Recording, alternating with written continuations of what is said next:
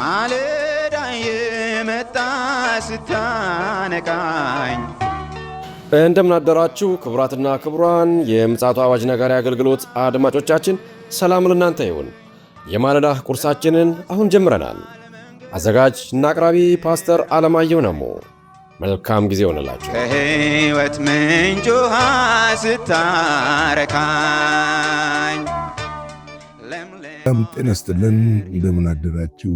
ይህ በምፅዓቱ አዋጅ ነጋሪ አገልግሎት እየተዘጋጀ የሚቀርብላችሁ የማለዳ ቁርስ ፕሮግራማችን ነው። ወደ ዛሬው የማለዳ ቁርስ ፕሮግራማችን ከማለፋችን በፊት ይህን ማለዳ በምሕረትና በቸርነቱ የሰጠንን እግዚአብሔር አምላካችንንና አባታችንን በአንድነት አመስግነን ወደ ዛሬው የማለዳ ቁርስ እናልፋለን። እግዚአብሔር ሆይ በጌታ በኢየሱስ ክርስቶስ ስም በምሕረትና በቸርነት ይህን ማለዳ ስለሰጠህን ክብር ምስጋና ለታላቁ ስም ይሁን። አንተ ታላቅ ድንቅ ኃያል ብርቱ አምላክ ነህ። ተባረክ፣ ከፍ በል። እነሆ ደግሞ በዘመን ሁሉ እየረዳህ እየደገፍከን በልጅህ በኢየሱስ ደም አጥበህ ቀድሰህ በቁስሉ ፈውሰህን መርገማችንን በእንጨት ላይ ወስደህ በልጅህ በኢየሱስ ክርስቶስ ባርከህ ለዚህ ቀን ስላበቃህን እናመሰግንሃለን። መጪው ዘመናችንም ባንተ እጅ ስላለ ክብር ምስጋና ለታላቁ ስም ይሁን። አሁንም ደግሞ ቃልህን እንድታስተምረን በቃልህ መንፈስ ሕይወታችንን እንድታነጽ እንድትባርከን ያንተ ቃል ሕይወትን ነው መንፈስም ነውና በእኛ ሕይወት ውስጥ ሥራ እንዲሠራ በኢየሱስ ስም እንጠይቃለን። ቃልህ በክርስቶስ ኢየሱስ ስም የተባረከ ይሁን። ክብሩን አንተ ውሰድ፣ በኢየሱስ ጌታ ድንቅ ስም አሜን። በእንግዲህ እየተመለከትን ያለነው የአንደኛ ጴጥሮስ መልእክት ምዕራፍ 1 ነው። በትናንትናው ቁጥር 13 ነበር የተመለከትነው። ስለዚህ የልቦናችሁን ወገብ ታጥቃችሁ በመጠን ኖራችሁ ኢየሱስ ክርስቶስ ሲገለጥ የምታገኙትን ጸጋ ፈጽማችሁ ተስፋ አድርጉ የሚለውን ክፍል ነበር የተመለከትነው። እንግዲህ በመጠን ኖራችሁ ይላል። ወገባችሁን ታጥቃችሁ በዓለም ላለው ፈተና ማንኛውም መከራ ታጥቀን። እንግዲህ ወገባችንን በምንድን ነው የምንታጠቀው? የእምነትን ሰይፍ አንሱ ይላል ኤፌሶን ላይ ይነግረናል። ወገባችንን በእውነት ነው የምንታጠቀው። እውነት ደግሞ ክርስቶስ ነው። እውነት የእግዚአብሔር ቃል ነው። በእግዚአብሔር ቃል እንታጠቃለን። የእግዚአብሔርን ቃል እንጫማለን። ያ የእግዚአብሔር ቃል በሕይወታችን ውስጥ ኃይል ነው፣ ጉልበት ነው፣ ተአምራትን ያደርጋል። ስለዚህ ነው በመጠን ኑራችሁ ይላል። ኑሯችን በመጠን መሆን መቻል አለበት። በዚህ ምድር ላይ ስንኖር የተጠራንበትን ዓላማ ለመፈጸም እግዚአብሔር በሚያደርግልን በማንኛውም ነገር ለወንጌል ልንጋደል ያስፈልጋል።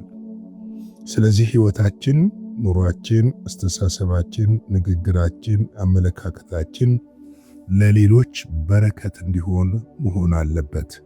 ሌሎችን ወደ ክርስቶስ ኢየሱስ መንግሥት የሚያመጣና የሚያፈልስ ሰዎች በክርስቶስ ኢየሱስ መንግሥት ውስጥ በጸጋው ማረፍ የሚችሉበት መሆን መቻል አለበት።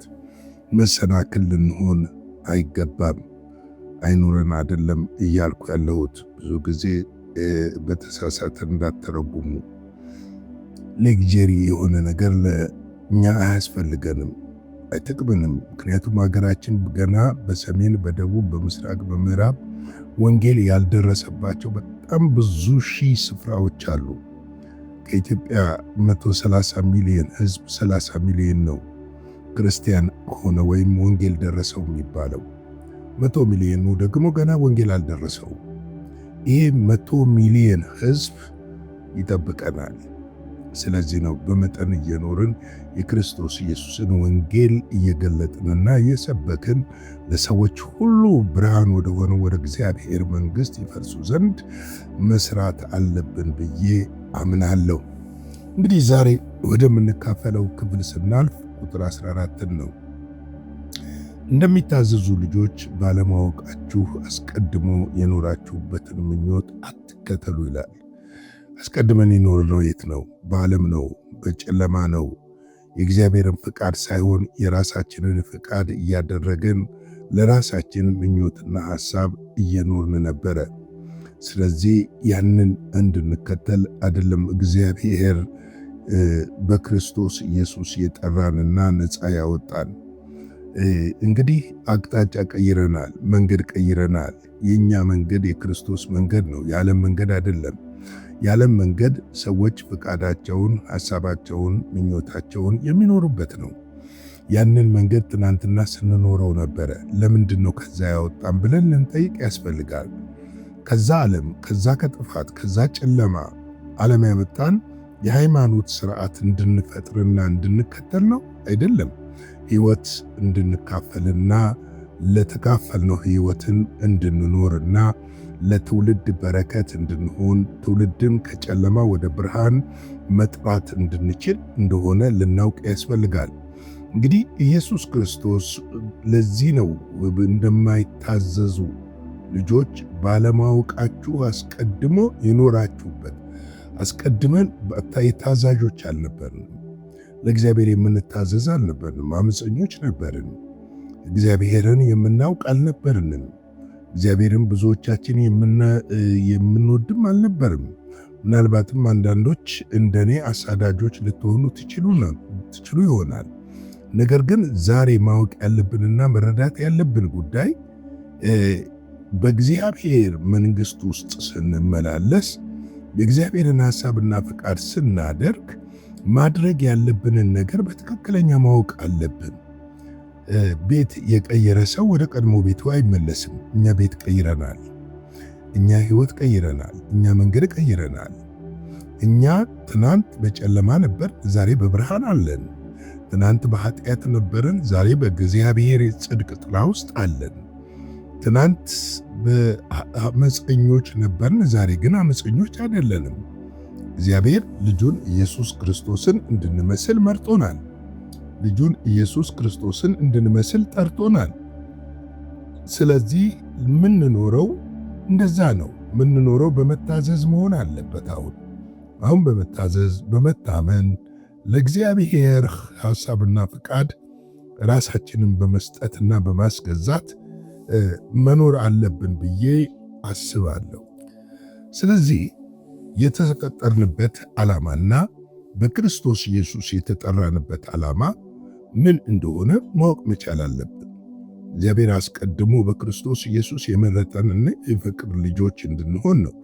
ወደ ፍቅሩ መንግሥት ያፈለሰን ያንን የፍቅር መንግሥት ለዓለም መግለጥ እንድንችል ነው። ለዓለም መግለጥ ብቻ ሳይሆን በጨለማ ላሉት ሁሉ መግለጥ እንድንችል እንደሆነ ልናውቅ ያስፈልጋል። ስለዚህ እግዚአብሔር አምላክ በረዳንና ባገዘን መጠን ልክ አገልግሎታችን በዚህ መልክ መሆን መቻል አለበት። ለዚህ ነው እኮ እንግዲህ አስቀድሞ የኖራችሁበትን ምኞት አትከተሉ ይላል። ዛሬ በቤተ ክርስቲያን ትልቅ ችግር የሆነው ሰዎች ወደ ኋላ መመለሳቸው ነው።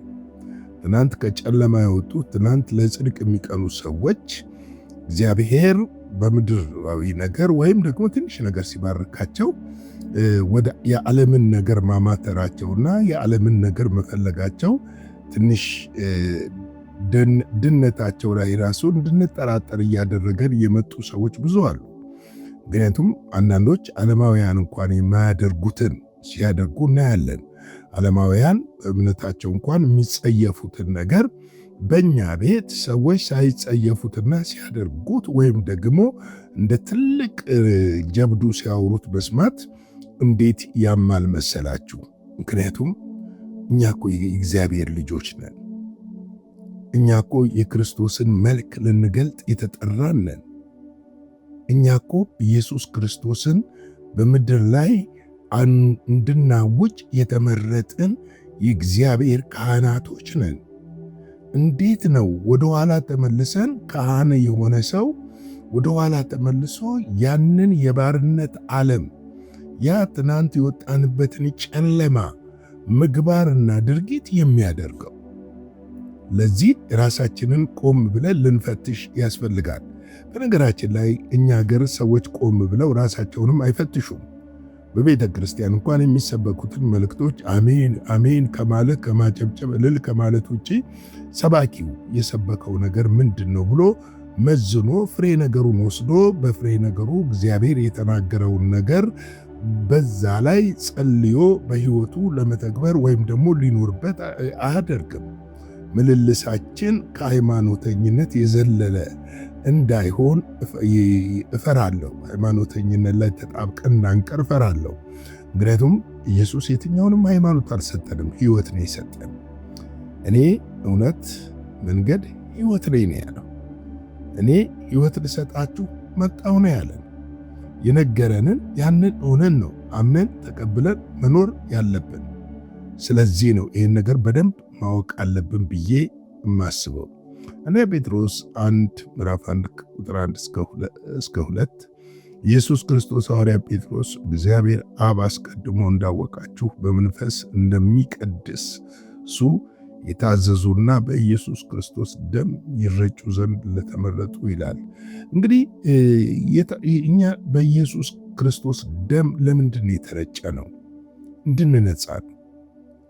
ከዛ ዓለም ስንመጣ የዛን ዓለም ቆሻሻ በልጁ ደም አጥቦ ልጆቼ ብሎ አባ አባ ብለን የምንጮህበትን መንፈስ የሰጠን እግዚአብሔር እሱን ልናስከብርና ለእርሱ ከዘላለም እስከ ዘላለም ክብር ይሆን ዘንድና ከእርሱ ጋር እንድንኖር እንደሆነ ልናውቅ ያስፈልጋል።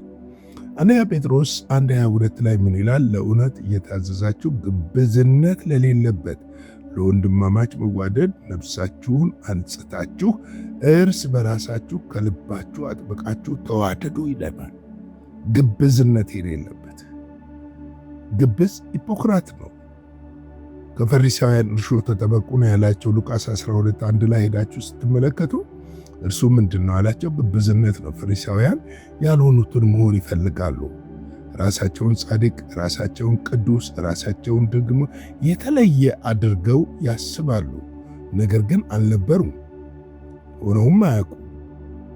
እግዚአብሔር አምላክ ግን ይመለከት ስለነበረ ጌታ ኢየሱስ በምድር ሲሰብክ ለደቀ መዛሙርቱ ከፈሪሳውያን እርሾ ተጠበቁ ብሏቸው እርሱ ግብዝነት ነው ይላቸዋል። ለዚህ ነው እዚህ ጴጥሮስ ላይ ለእውነት እየታዘዛችሁ ግብዝነት ለሌለበት ወንድማማች መዋደድ ነፍሳችሁን አንጽታችሁ እርስ በራሳችሁ ከልባችሁ አጥብቃችሁ ምን ሆኑ ተዋደዱ ይለናል። አጥብቀን እንድንዋደድ ይፈለጋል። ስለዚህ ይህንም መረዳት አለብን ብዬ አስባለሁ።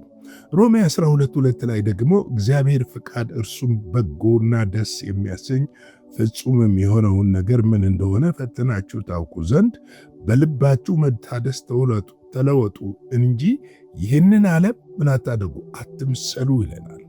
ይህንን ዓለም እንኳን ዓለምን ሆኖ አይደለም ይለን፣ አትምሰሉ። መምሰል እንኳን ወደ መምሰል እንኳን እንድንሄድ አያስፈልግም። ምክንያቱም ሮሜ 8 ላይ ኢየሱስ ክርስቶስን እየመሰልን እንድናድግ ነው የተፈለገው።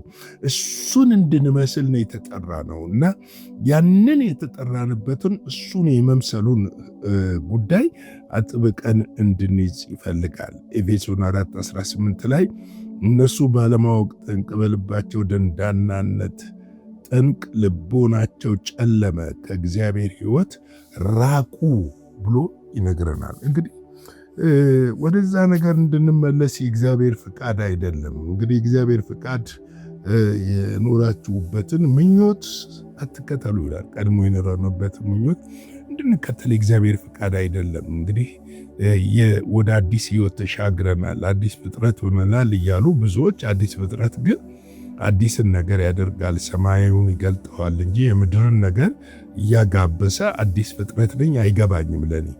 አዲስ ፍጥረት ከሆንክ አዲስ ፍጥረት ነህ።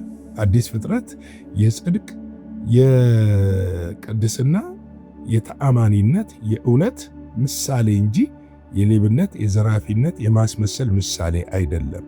አዲስ ፍጥረት መሆን ማለት አሮጌው አዳማዊ በኃጢአት የተጨማለቀው የወደቀው ያንን ጥለህ ወጥተሃል ማለት ነው።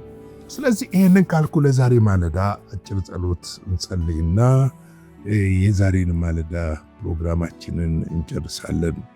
የዘላለም አምላክ እግዚአብሔር ሆይ በጌታ በኢየሱስ ክርስቶስ ስም ስለዚህ ማለዳ እናመሰግንሃለን። ሕያውና ቅዱስ የሆነውን ቃልህን ስላካፈልከን፣ ስላስተማርከን፣ በቃልህ ሕይወታችንን ስለመለስከው ክብር ምስጋና ለአንተ ይሁን። አሁንም ቃልህ በሕይወታችን ውስጥ እንዲሠራ እግዚአብሔር የዘላለም አምላክ ከዚህ ዓለም ምኞትና ጥፋት ሁሉ ነፍስ፣ መንፈስ፣ ሥጋችንን ትታደግ ዘንድ በኢየሱስ ክርስቶስ ስም እንጠይቅሃለን። ይህንንም ስለምታደርግልን እናመሰግንሃለን። ክብር ከዘላለም እስከ ዘላለም ለታላቁ ስምህ ብቻ ይሁን። ይህንን ቀን ባርክልን፣ በደምህ ሸፍነን፣ ሁሉ ለስምህ ክብር ይሁን። ቀሪውን ጊዜ ላንተ አሳልፈ ሰጠን፣ በኢየሱስ ጌታ ስም አሜን። ላይክ፣ ሼር፣ ሰብስክራይብ እያደረጋችሁ ይህንን መልእክት ለብዙዎች እንዲዳረስ እንድታደርጉ በጌታ ፍቅር ጠይቃለሁ። ነገ በማለዳ በሌላ ፕሮግራም እንገናኛለን። ሻሎም።